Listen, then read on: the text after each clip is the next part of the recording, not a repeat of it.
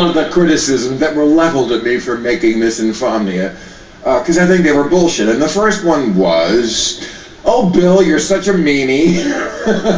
Why do you have to go after religion? It gives people comfort. It doesn't hurt anything." Okay, well, other than most wars, the Crusades, the Inquisition, 9/11, arranged marriages to minors, blowing up girls' schools, the suppression of women and homosexuals, fatwas, ethnic cleansing, honor rape, human sacrifice, burning witches, suicide bombings, condoning slavery, and the systematic fucking of children. There's a few little things that I have a problem with. So, okay, again, not a rally, and I see people in the front row like, fuck you, Bill Maher. When my wife dragged me to this show, I expected a little something different.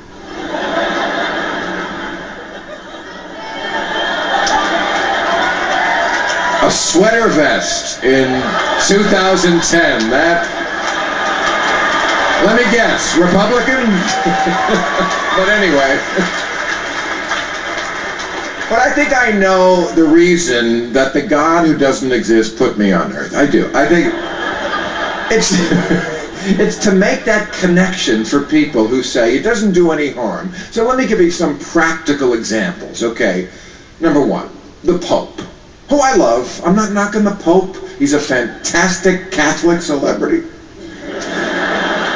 He is. The Pope, this is true. The Pope has a Facebook page.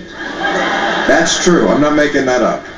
The creepy thing is under relationship status, he put it's complicated. That's the creepy thing.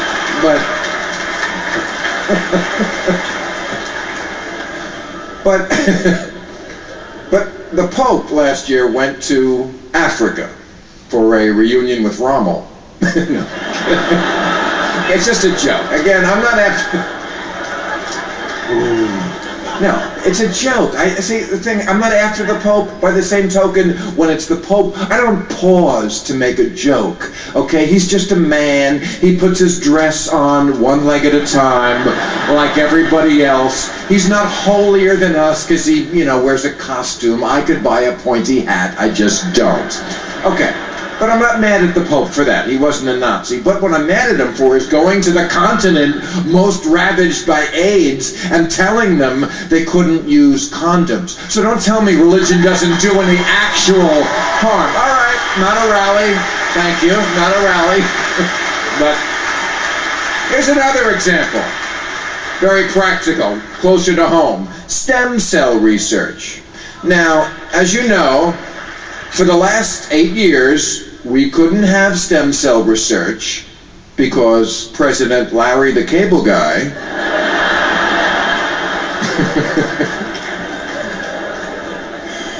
not funny, I know, cock-blocked stem cell research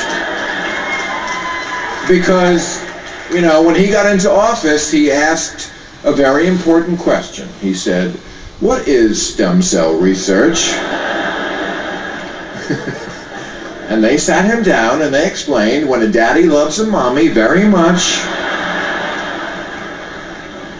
But what is a stem cell? It's a microscopic specklet of goo in a petri dish, or as the conservatives call it, a baby. Except it's not a baby. Do you know how I know this? Because you know what they do with it? They freeze it. They put it in the freezer. You can't do that with a baby, okay? I don't know a lot about babies. I've never even touched a baby, but I know you can't put one in the freezer. You know how I know this? Because if Americans could do that, oh, they would. Oh, absolutely. There are yuppie couples who'd be like, geez, we're so busy this month. Fuck, and we've always wanted to see Italy, Just put the baby in the freezer. When we get back from the trip, we'll thaw it out,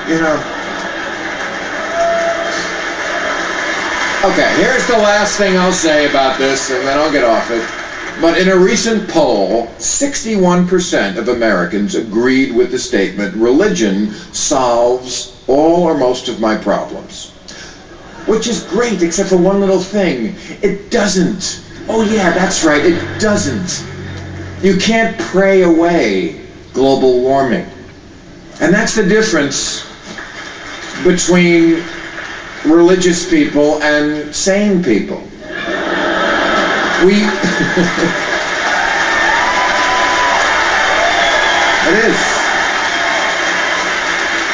We fear different things. I fear climate change. They fear a demon in a red bodysuit with a pitchfork. I fear terrorists getting a nuclear bomb into the port of Long Beach. They fear not getting picked when their imaginary friend comes back for the rapture. You know, I was in the bathroom when the rapture came. Fuck, Here's a frightening statistic. 1 out of 4 Americans believes that Jesus will return to earth in their lifetime. See, that's religion. Ego, masquerading as humility. Jesus is coming back. Of course he's going to want to meet me. Hi, Jesus. Bob Flemstein, big fan.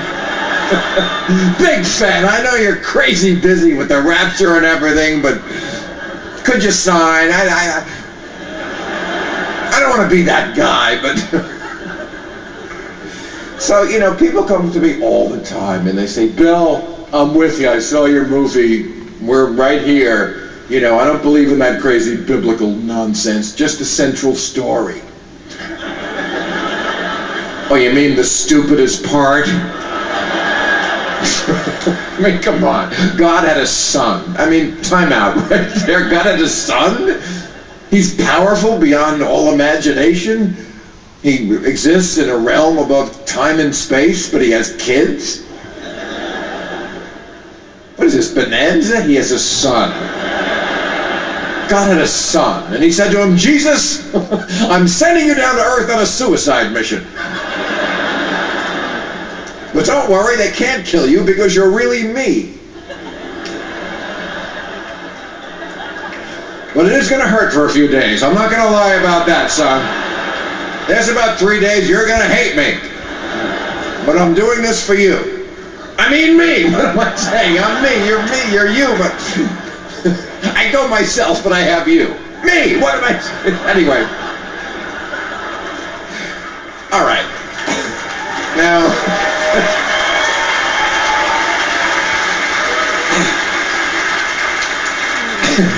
Now, Jesus, here's the plan. I, God the Father, wink, wink, I'll go down to earth first. You see, we'll split up the work, because there's 2 of us. Not really. I'll go down to earth, and I'll see if I can find a virgin Palestinian woman to impregnate so that she can give birth to you. I mean me! What am I saying? It's like Faye Dunaway in Chinatown. My sister, my daughter, my sister, my daughter. I mean, it is one of the silliest stories I've ever heard, but I don't mean to offend. But, you know, look, I get it. Jesus was a cool guy with the hippie philosophy and the long walks on the water that turned into fishing trips with the guys. I'm down with all that, but, you know, it doesn't sound crazy, that story, to us, because we're used to it. It's been around for 2,000 years. To really understand how whack religion is, you have to look at the new religions, which for this country is Mormons and Scientologists, who I think should merge and make Mormontology. But that's where you really see it, because, for example, every religion has a creation myth. You know what the Scientology creation myth is? They think that 12 trillion years ago, a time frame no scientists believe exists, but okay. 12 trillion years ago, a galactic warrior named Xenu was looking to depopulate his planet, so he took all the souls to Earth, buried them under volcanoes, and blew them up later with atom bombs. Now, just for a moment, imagine the balls it takes to stand in front of another human being and tell them what happened 12 trillion years ago. And I don't mean in general terms, like the planets were cooling. I mean he knows the dude's name. Xenu. Oh yeah, that cat. From 12 trillion? Yes, of course, Xenu. I mean, if someone tells you this story, the only logical response is to say, well, I guess anything's possible. And then backpedal while maintaining a smile and dialing 911 in your pocket, because that's fucking crazy. So, Jesus, Xenu, either you believe in ghosts or you don't. People say, what's the harm with religion? It's mass delusion. Anytime there's mass delusion, bad things do follow. So I'll get off that now. But, mass delusion, we have it in politics too.